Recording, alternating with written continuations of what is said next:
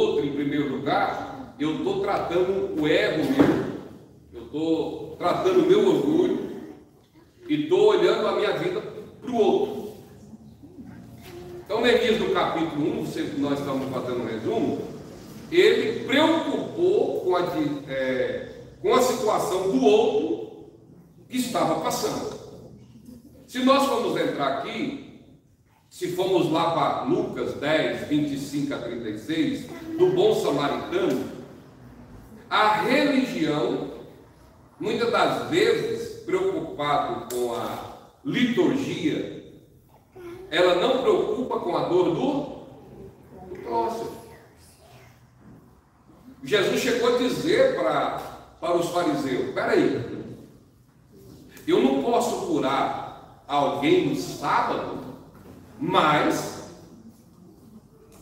se um animal estiver preso no sábado, eu vou lá e salvo ele, mas eu não posso curar um ser humano no sábado.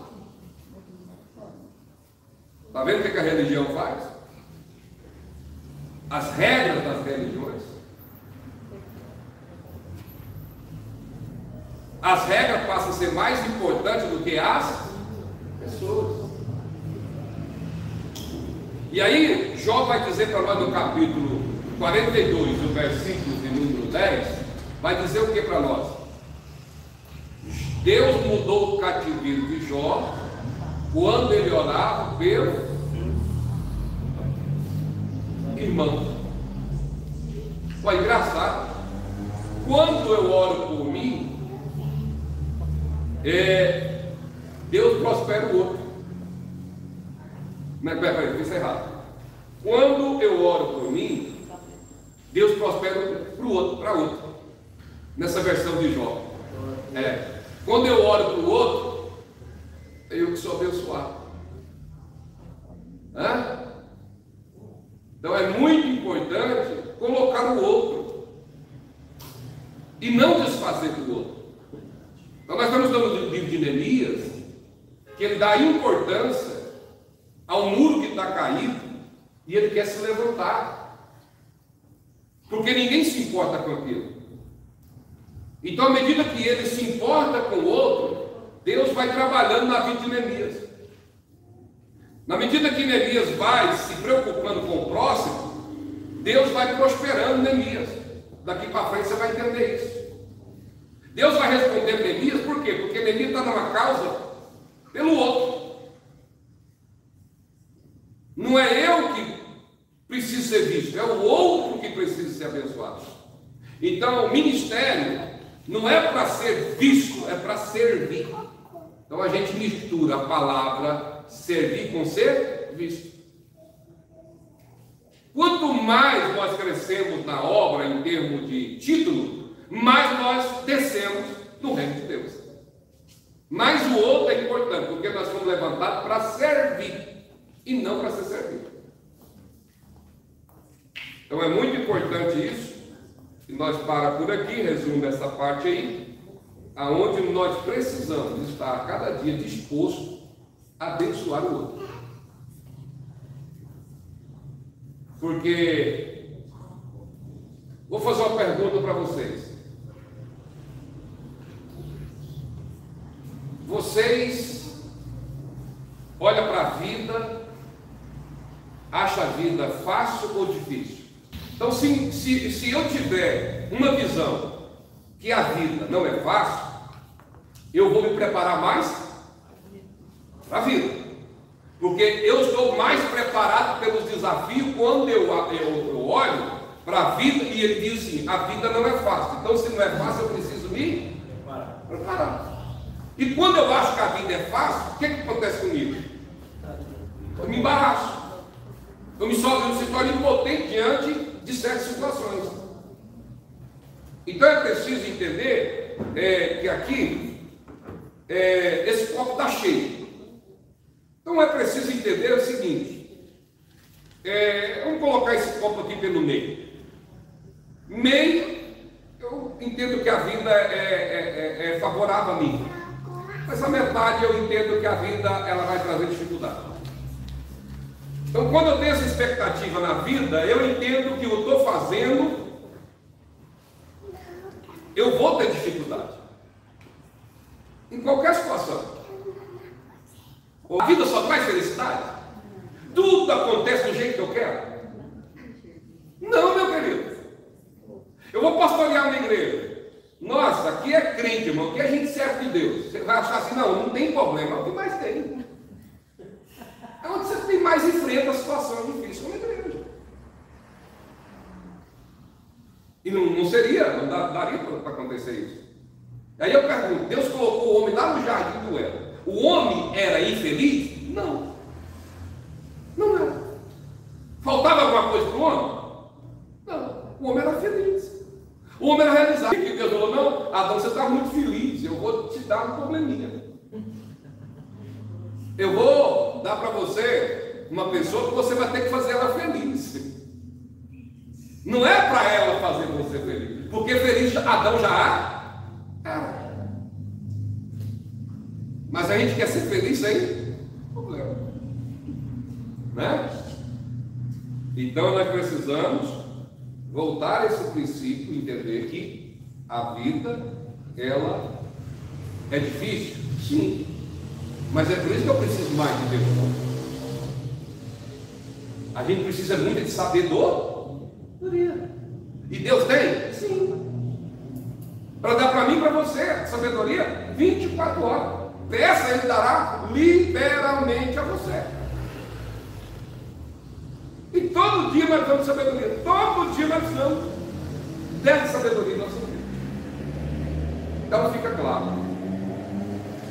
É o outro no Evangelho que nós estudamos em Filipenses, e Neemias também traz a mesma ideia.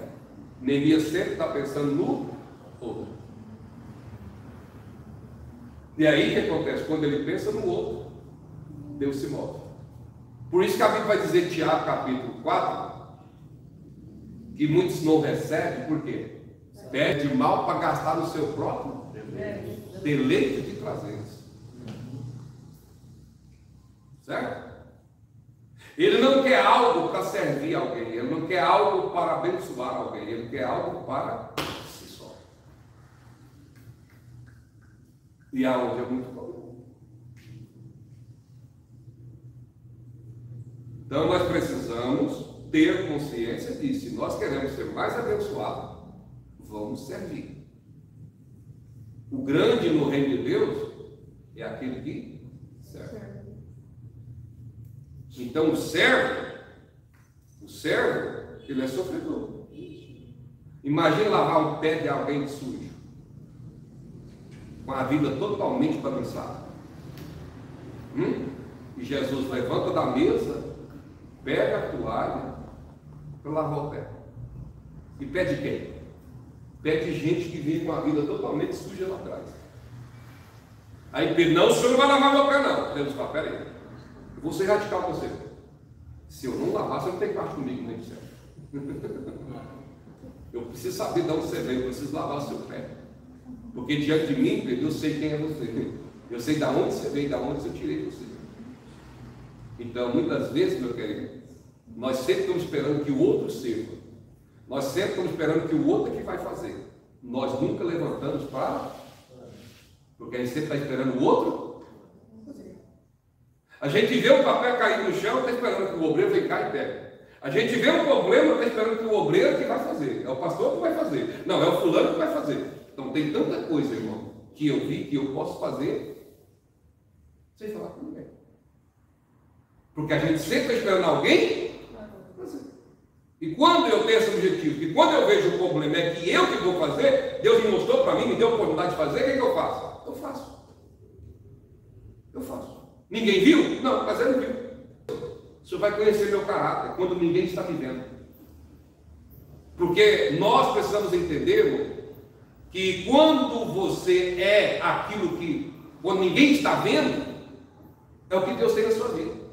Então você observa que esse homem, ele mostra para nós que ele faz porque ele quer ver o outro bem. Ele não está preocupado com o seu ego. Ele não está preocupado consigo mesmo. Pelo contrário, nós precisamos entender que Neemias é um homem que faz a diferença. Mas antes de fazer diferença na vida de alguém, eu preciso fazer diferença na minha vida primeiro. Eu preciso fazer mudanças na minha vida primeiro. Então, o que muitas vezes está externo não revela o que está dentro. Não. A nossa vida dentro precisa ser realizada diferente para que os frutos apareçam em nossas vidas. Então, muitas vezes, nós estamos pregando uma palavra, o outro banco está rejeitando. É normal. Pessoas brigando dentro dela. Lembra que Jesus, no capítulo 2 de Marcos, Jesus está lá curando o paralítico. Mas quem é esse aí que tem o poder de perdoar pecado? Ele blasfemou, ele não é Deus. Só pode perdoar pecado quem é Deus. Ele falou assim: peraí, por que vocês estão conchiando entre vocês? Qual que era mais fácil? Perdoar o pecado dele ou dizer levanta e anda? Isso ficou sem palavra. Então tem muita gente sentada, remoendo, desfazendo, não crendo. Aí amanhã lá fora, por que a minha vida está tão bagunçada? Eu estou na igreja. É simples, né? O corpo está na igreja, mas o interior não está. A gente traz a capa para a igreja, não traz a essência de nós para a igreja.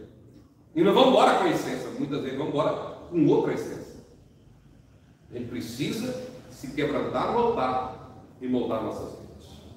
Capítulo 2, versículo 4, vamos lá. Leia para nós, por favor. Disse-me o rei: que me pedes agora? Então orei ao Senhor dos céus. Isso aqui nós falamos semana passada um pouco. A oportunidade Deus abriu. Eu entro ou não? Diga comigo, nem toda oportunidade. Nem toda oportunidade. É Deus que abre. Eles não entram na porta sem antes orar. Diga comigo, o projeto meu pode falhar. Mas o projeto de Deus não falha. Existe propósito que chega na sua vida e você tem que orar. E o que as pessoas fazem? Ela recebe a proposta e vai, aceita a proposta e não ora. Quando Neemias ora, Neemias teme, ele está dizendo assim: eu vou buscar uma resposta de Deus para esse momento. Nem que seja uma oração rápida, eu vou orar a Deus. É por isso que você vê muitos cristãos, da hora para outra, ele está bem estruturado, de repente está com a vida tudo bagunçada. Você fala: meu Deus, o que aconteceu com a vida desse irmão? É porque ele começou a decidir a sua vida sem viver a vida de oração. Por exemplo, uma pessoa que ela está no emprego e de repente ela recebe uma proposta de ganhar 2 vezes mais de onde ela estava. Mas aí ela vai ficar não sei quantos quilômetros fora da cidade, não sei para onde ela vai, ficar longe da família, longe da igreja e etc. E aí? E aí ela não ora, não fala com Deus. Não, eu vou pela proposta, o dinheiro é bom. Né? E aí o que acontece? Aí ela deixou o serviço fixo, mesmo que não ganhava o dobro, mas ela foi pela proposta, não orou a Deus. E aí ele foi, chegou lá, ficou só 3 meses, foi mandado embora. Perdeu a oportunidade, por quê? Porque você deixou o certo pelo duvidoso, ou você estava bem. A Bíblia diz que o homem, Deus fez o homem perfeito e bom, mas o homem caçou invenção e complicação. O homem é um ser, as pessoas é um ser insatisfeito. Por isso que nós tratamos lá com Paulo em Filipenses, contentamento. Tem gente que mora num palácio e não é feliz. Por quê? Porque não é contente. Não tem contentação.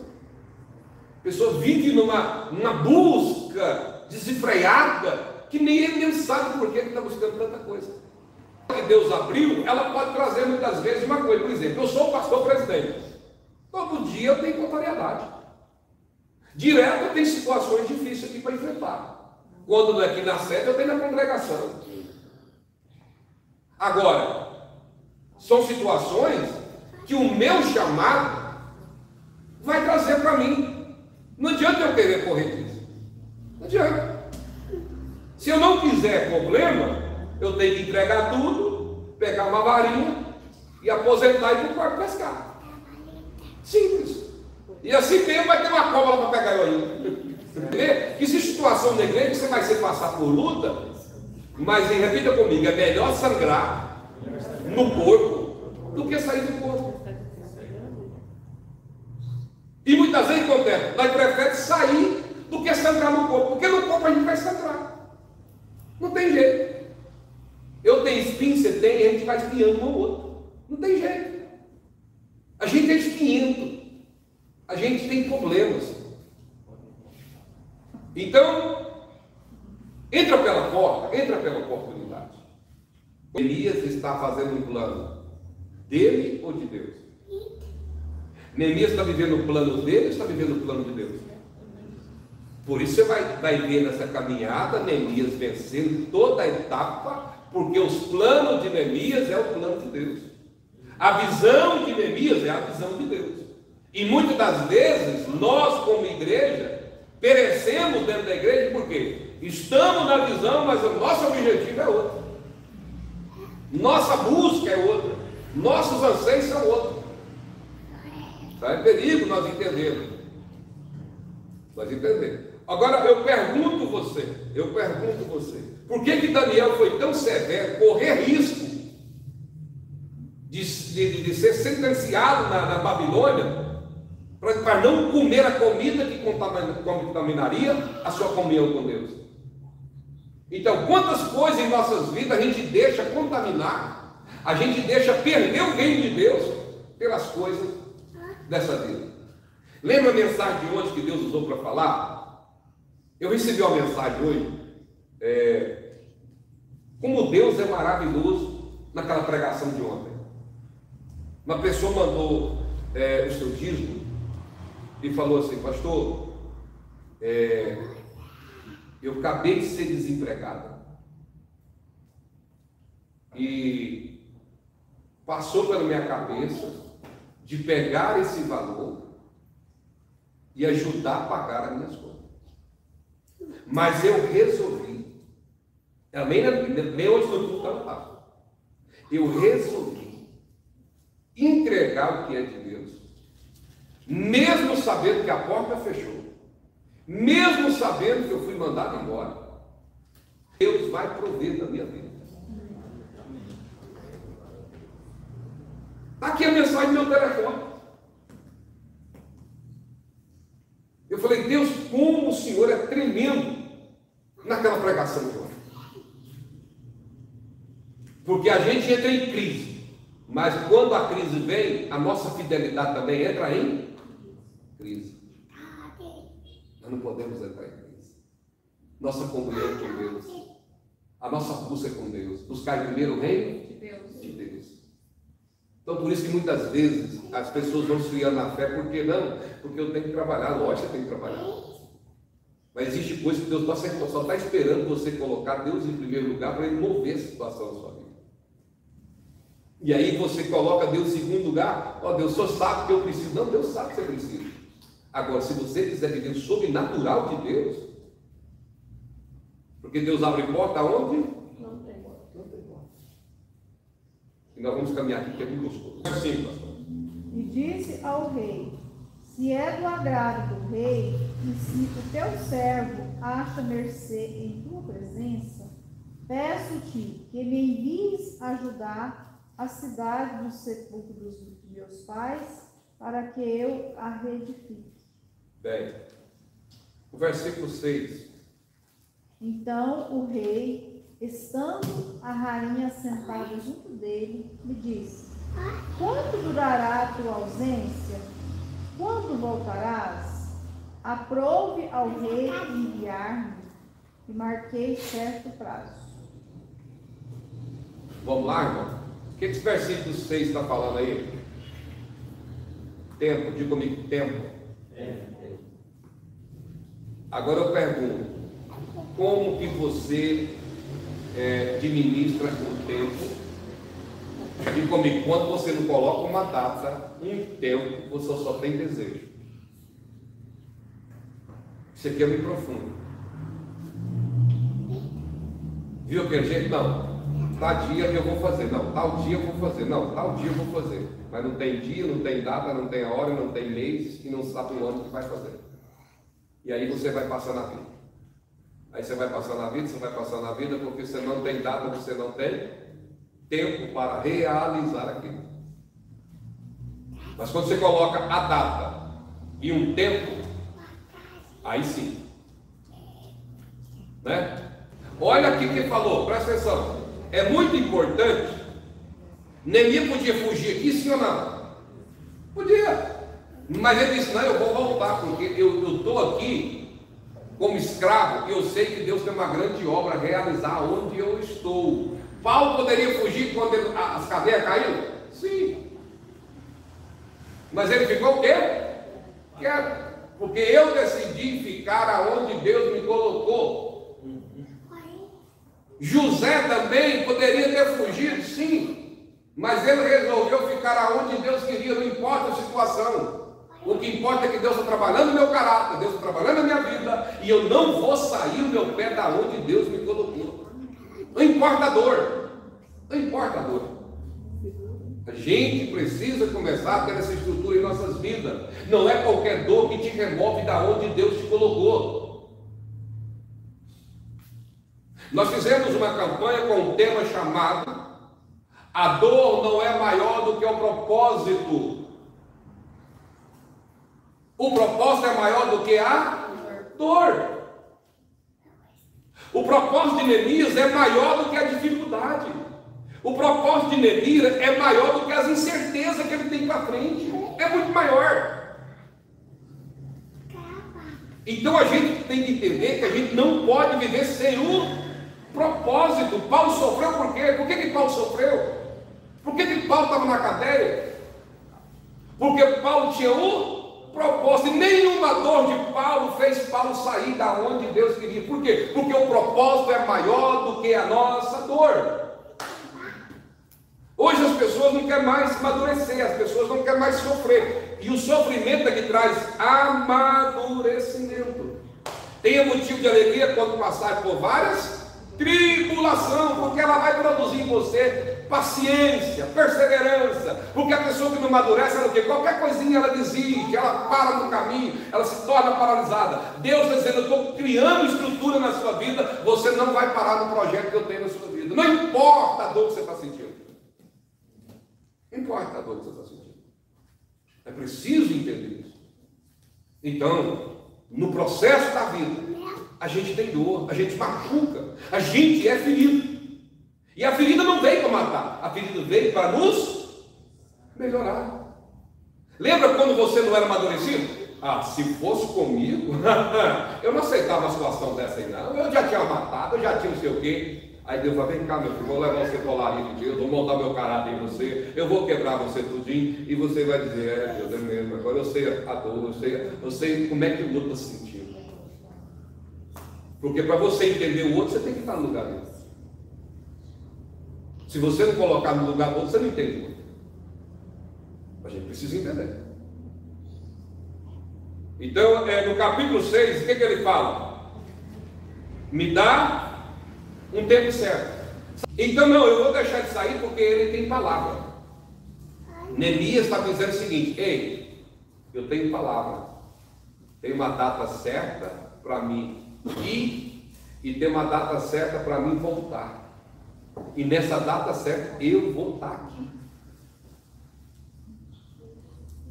O que falta na vida de muitas pessoas chama o quê? Palavra. Outra coisa que a Bíblia diz, para que as pessoas não zombem de você: olha, antes de você ir para a guerra, senta, calcula o que você tem, você vai continuar construindo.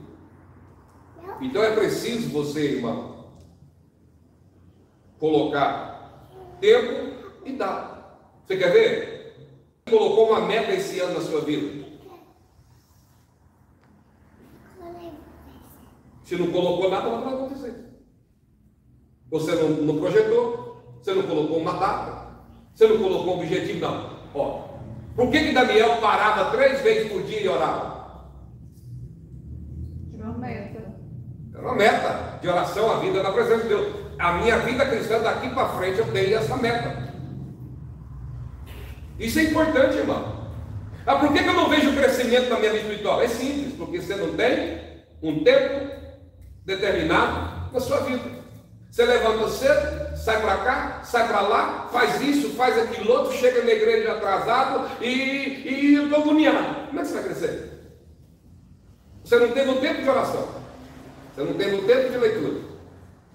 Hoje, nós temos muitas pessoas hoje para nos ensinar. Temos. Nós precisamos de quê? De ter tempo para ouvir a palavra de Deus. A gente está vazio porque quer. Porque quer. A gente passa o dia inteiro conversando besteira, resolvendo problema, uma coisa aqui, eu parei, essa hora aqui é sagrada, eu vou parar, eu vou ler a Bíblia, eu vou ler um capítulo hoje. É difícil ler um capítulo, irmão, num dia, é difícil. Mas o que nós faz? Não temos meta, não temos tempo, não colocamos um tempo para nós fazer isso. O ano que vem, você vai colocar o seguinte assim, olha, esse ano que vem eu vou crescer mais na minha vida espiritual. Mas para isso eu preciso colocar o quê? Eu vou fazer isso, eu vou fazer isso, e vou começar isso, e tal, lá no final eu vou ter lido a Bíblia inteira. Você pode fazer outra coisa. Você pode viver uma vida de oração, não há problema nisso. A questão que eu estou dizendo para você é que o tempo que você vai e que vai voltar, e você precisa determinar o tempo certo para mim. Tem muita gente que tem projeto, tem muita gente que tem vontade, não tem ou não? Comprar um carro novo, começar um projeto novo, alguma coisa. Mas quando vai começar mesmo? Não tem um tempo, não tem uma data determinada. Quando você vai começar? Não, eu vou começar, não, eu vou começar, não, eu vou começar, não, eu quero comprar o carro. Aí Deus está prosperando, está gastando dinheiro tudo. E aí?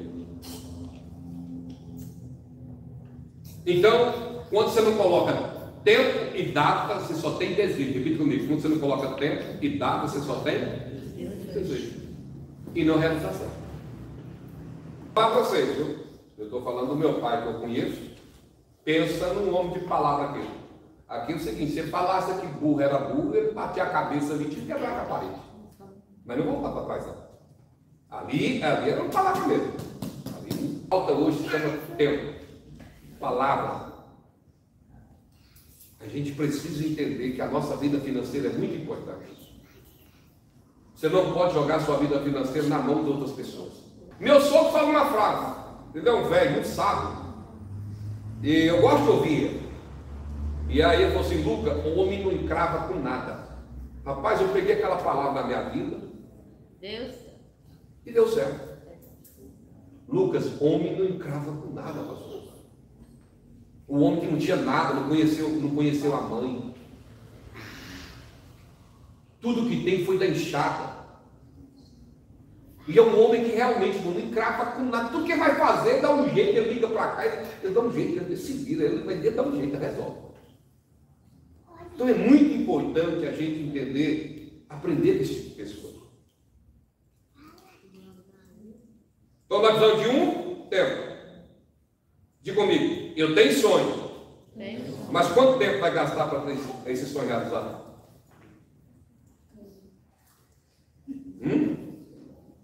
Daqui 5 anos? Daqui 5 anos, como é que você quer o seu conhecimento espiritual?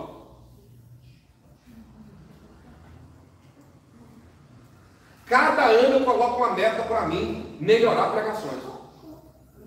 Cada ano eu coloco uma meta para mim, disciplina na Bíblia. Porque nada acontece, irmão, olhando para o céu aqui dizendo assim, vai cair. Não. Existe uma meta, existe uma disciplina, e existe uma busca, existe uma data, existe um tempo. Vamos lá. O tempo é importante ou não? Jesus, ele teve quantos anos para preparar os discípulos? 3 anos. Jesus tinha quantos anos? 30. Com 30 anos ele começou o ministério. Então por que não começou o ministério com mais pequeno? Porque tudo tem um tempo? Certo. Aí Jesus disse, olha, 3 anos, ele resumiu, fez tudo, não foi 3 anos em um dia, não, foi 3 anos. Mas soube esperar o tempo, né? O tempo é importante ou não, irmão? Determinar tempo? Aí eu quero reformar minha casa. Aí beleza. Esse mês agora não dá para comprar tudo, mas vou lá comprar pelo menos um pincelzinho. Entendeu, meus queridos? Então, quando você coloca um plano na sua vida, ele acontece. Porque você coloca tempo e data e começo e meio e fim. Mas aí você tem que ficar, né? Senhor, coloquei uma data, mas eu preciso da providência do Senhor. Eu preciso da bênção do Senhor sobre a minha vida. Mas você precisa ter ousadia. Ousadia o quê? Coragem de colocar o tempo certo. Vamos pular, vamos para frente?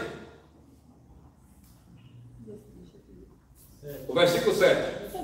Eu disse ao rei: se for do agrado do rei, que me sejam dadas cartas aos governadores da além do rio, para que eles me permitam passar até que eu entre em Judá. Amém. Diga comigo, líder, já prepara antes que o problema chegue.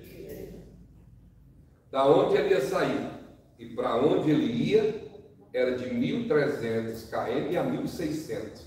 Quantas províncias ele não passaria e ele poderia ser barrado no caminho. Então, um líder, alguém preparado, ele já prevê o problema lá na frente. Então, quando ele vê o problema, ele também já está pronto para resolver o problema. Você acha que o seu pecado pega Deus de surpresa? Você acha que aconteceu na sua vida e Deus diz, meu Deus, agora o que eu faço com esse menino? Quando o homem pecou no jardim do Éden, você acha que Deus falou, meu Deus, o que eu vou fazer agora? O homem pecou, ele já tinha preparado o cordeiro antes da fundação do mundo. Irmão, nada surpreende Deus. Nós surpreendemos os outros, mas Deus, nada que nós fazemos surpreende Deus. Sabe por quê? Ele já sabia. Irmão, Deus é tão grande que Isaías vai dizer o seguinte: que ele senta no trono do céu, a cabeça dele passa do céu para cima e o pé dele está no mar. Nem no céu cabe Deus. Você pode imaginar isso, o tamanho dele? Isaías começou com graça, não, porque eu conheço tanta tese de Deus, eu conheço tantos mandamentos de Deus. Aí Deus falou assim, Isaías, vem cá, deixa eu falar com você. Os meus pensamentos são muito maiores que os seus.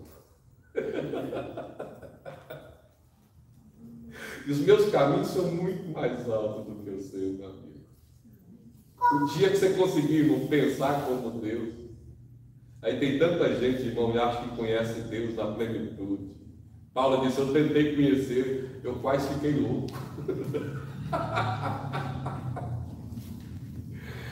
Muito de mim não quer que você venha para a igreja, irmão, não quer que você venha para o estudo bíblico. Porque ele sabe, crente sem palavra, irmão, leva barata tonta. Crente que ouve a palavra, ele é estruturado. Até para ouvir, ele sabe refinar. Ele sabe ouvir a voz de Deus, ele sabe discernir a voz de Deus. É muito importante isso. Então, nós vamos aprender outra lição aqui nesse versículo 7. Mesmo que Deus esteja me abençoando, presta atenção, isso que é muito forte. Mesmo que Deus esteja me abençoando, eu não posso passar em cima da liderança, eu tenho que ser sujeito às lideranças que eu vou encontrar na frente. Porque tem de gente que hoje diz que Deus me falou, e Deus me falou, mas pisa na liderança, fala mal da liderança, não é sujeito à liderança. Espera aí, eu quero trabalhar debaixo de autoridade, eu quero ir, mas eu quero ter uma carta que me dê esta liberdade de ir e de voltar. Segurança. Olha aí, líder é aquele que prevê o problema lá na frente e já cautela aqui. Ele já cautela aqui. Então ele pede uma carta para que, olha aqui, disse-me mais ao rei, se é o rei parecer bem, rapaz, ele vai fazer um pedido, ribo de pedido, né? É um cara que estava preparado projeto por projeto já. dê-me minha carta para os governar da além do rio, para que me dê passagem. Você que canta, você que é pregador, não, eu vou lá para São Paulo, vou ficar 30 dias lá. Você tem que levar uma carta. Vai visitar uma igreja lá? Estou visitando aqui, eu sou da igreja Pentecostal do Caminho, eu tenho a carta de apresentação aqui durante 30 dias. Agora, o povo hoje quer o quê? Fazer tudo do bar? Não sabe. É missionário que chega de todo lado, é gente que chega de lado, eu sou pregador. Então os irmãos entendam que tem de gente querendo, irmão, pular de galho em galho. E eu fico preocupado com esses pastores hoje, irmão, que não quer pregar na sua igreja, não quer assumir o pastoreado. Eu fico preocupado. Então é importante o quê? Prever os problemas, andar certo. Meu pai tinha um princípio. Era um homem que não gostava de ser chamado a atenção. Mas ela andava reto. Ela andava reto. Agora tem gente que você chama atenção com verdade, com certeza ele não aceita. Então Neemias é um homem que anda na linha, sim ou não?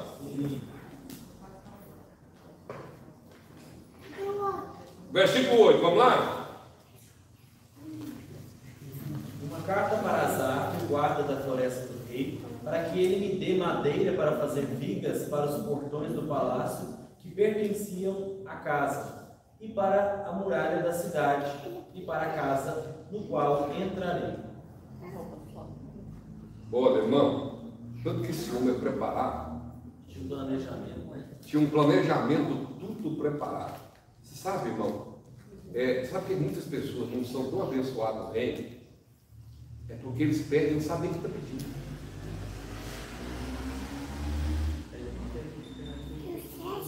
Não sabe nem o que está pedindo.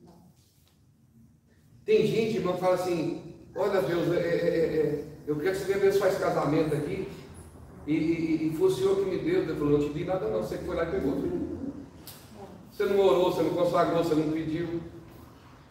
Você arrumou encrenca com sua própria mão. Agora só tem a morte separada. Já viu gente assim? Arruma as embiras dele e fala: Deus, foi o Senhor que me deu. Eu falei: não, a escolha foi sua. Você escolheu, você não orou, você não pediu, você não buscou. Tomou muita decisão precipitada, meu querido. E a gente fala: Deus, ele está para resolver. Antes a gente não ora, mas depois para resolver. Resolver ele quer. E Deus é gracioso para resolver, mas abençoar, vai mudar o marido, vai mudar a esposa, vai saber. Amém? Amém. Agora vamos voltar para o texto que o pastor Geraldo deu. Olha a importância aqui. Como também uma carta para. Rapaz, ele conhecia até o que trabalhava em Bamba. Guarda a floresta lá. Ele conhecia até o nome do cara que trabalhava no jardim, 1.600 km. Não tinha telefone, não tinha celular, não tinha e-mail. Então, rapaz, mas eu fico cabulado com esse homem. Ele conhece até o nome do cara que libera a madeira. Ele passa para o rei tudo já na mão certinho. Não, a carta já pode pôr o nome lá do que libera a madeira. Outra coisa importante que eu aprendo nesse texto aqui é que ele já tinha calculado todo o valor do material sem estar lá. Pede as madeiras para levantar os portões, ele pede a madeira para levantar as portas. Ele já tinha tudo, o pastor Geraldo, calculado o tanto de madeira que ele já ia, pastor, gastar. Hein? É gostoso demais a palavra. Irmãos, então o que ele disse? Gente, eu tenho tudo pronto. Ele calculou o preço. Vai lá em Lucas 14 e 28. Vai lá. Calcula o preço. Calcula tudo. É por isso que muitas pessoas estão pagando um preço muito alto, tendo problema de saúde. Irmão, dívida é uma coisa problemática. Dívida é um problema muito sério, traz problema conjugal, traz problema de saúde. Se vai fazer a dívida, faça que aquilo que você dá conta de pagar. Porque a pessoa que deve, ela não dorme em paz, ela não tem tranquilidade. Leia, por favor. Pois quem começaria a construção de uma torre sem primeiro fazer os cálculos e depois verificar se tem dinheiro suficiente para completá-la? Quanta gente compra carro financiado e não sabe com que vai pagar, e passou 3 prestações depois de pagar, o cara perdeu a entrada do carro, mais de 20 mil, 30 mil, e perdeu a entrada do carro, perdeu o restante, perdeu o carro, perdeu tudo, perdeu o nome, onde foi para SPC e aí? Porque o quê? Não fez? Calma.